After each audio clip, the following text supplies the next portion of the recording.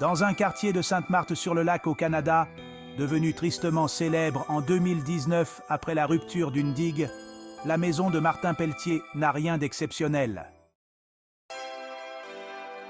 En apparence, du moins. Parce qu'à l'intérieur, elle est équipée, du sous-sol au grenier, pour ne pas perdre une seule goutte de pluie. Toute l'eau est dirigée vers une citerne cylindrique d'une capacité de 2000 litres grâce à 8 tuyaux connectés à des gouttières qui remontent jusqu'au toit. Le propriétaire s'en sert pour remplir sa piscine, arroser et entretenir son terrain.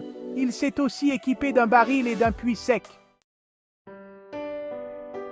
Le plus ironique, raconte le policier du service de police de la ville de Montréal en nous dévoilant l'emplacement des installations souterraines, c'est que son idée de récupérer l'eau est née bien avant le déluge de 2019, qui a frappé un quartier voisin. C'était il y a une dizaine d'années, vers 2010, quand la rivière des Mille-Îles a vu son niveau s'abaisser au point de menacer de priver d'eau potable une dizaine de villes de la couronne nord de Montréal. Des travaux d'écrêtage des hauts fonds du lac des Deux-Montagnes avaient alors été effectués sous la supervision du ministère de l'Environnement. À ce moment-là, je me suis dit qu'on se dirigeait vers une pénurie d'eau, qu'on allait en manquer, raconte le résident des Basses-Laurentides. Je venais de m'acheter un terrain pour me faire construire une maison et j'ai regardé ce qui se faisait ailleurs, en France. En Europe, ils doivent payer pour leur consommation d'eau. J'ai trouvé un installateur.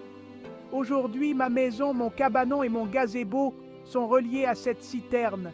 Je dormais sur mes deux oreilles lors des fortes pluies du mois d'août, ajoute M. Pelletier.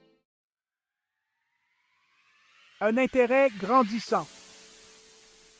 Au Québec, l'engouement pour la récupération de l'eau de pluie est tel qu'il y a 2 ans, le gouvernement a mandaté un groupe d'experts conseils composé de spécialistes en eau et plomberie et d'ingénieurs, en plus d'un expert médical.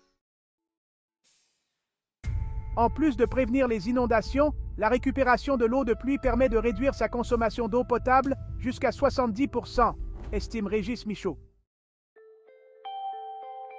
Je crois qu'on regardera en arrière dans 20 ans et que ça nous paraîtra insensé d'utiliser de l'eau potable pour nos toilettes. Nos nappes phréatiques diminuent. En Allemagne, l'eau de pluie est récupérée depuis longtemps. Ici, il y a un intérêt, mais le coût est un grand frein, commente-t-il.